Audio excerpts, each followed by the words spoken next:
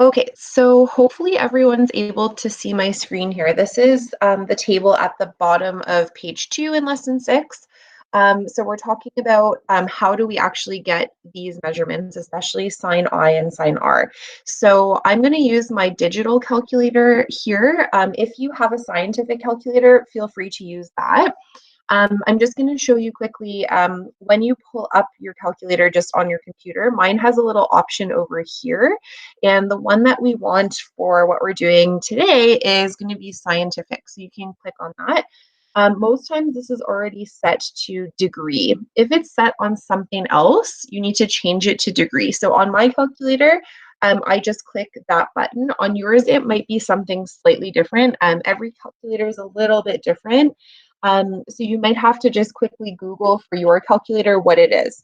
So I think we're okay with, like, let's say we had our angles of refraction here, and then down here, we're just dividing those two numbers.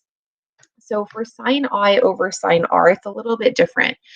So sine I, we have our I value right here. So we have 30 degrees. So what we're clicking into our calculator here is going to be sine 30. On my calculator, I do the 31st, sorry, and then I press sine. And I get the number or what it equals to of 0.5. On your calculator, you might press sine first and then the number 30. So whatever that is for you, you'll have to, again, maybe Google it if you haven't done it before. So I'm going to actually just quickly write in my number. I got 0.5 here. So I'm just going to use that number to help me write it down.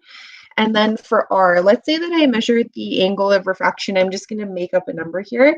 Let's say I got angle of refraction was like 50. Okay, whatever number that you got is fine. Obviously, I'm just doing it as an example. So for sine R, I'm going to actually do the exact same thing. So I'm going to clear off this 0.5 for now. Here.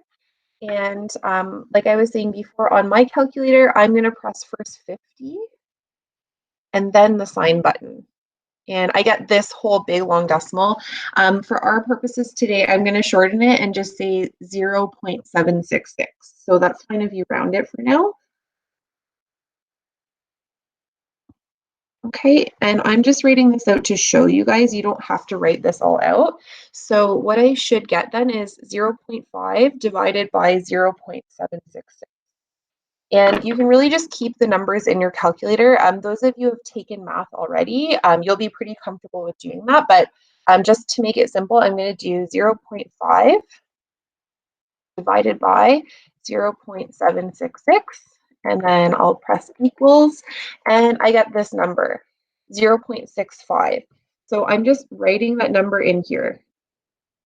Okay, so you don't have to show your steps. Okay, you're just working on actually doing the calculator work. Okay, oh, sorry, that's 0.653. Let me just fix that quickly. Now, like I said, I'm just choosing random numbers. You guys would have actual values in here for R, which is explained, as I was saying, in the table on the first page. So you would watch that video if you haven't already. So hopefully that will help. Again, don't really worry about the values of this. Tomorrow we're going to actually practice it with like real numbers. Today we're just using it as like sort of an example.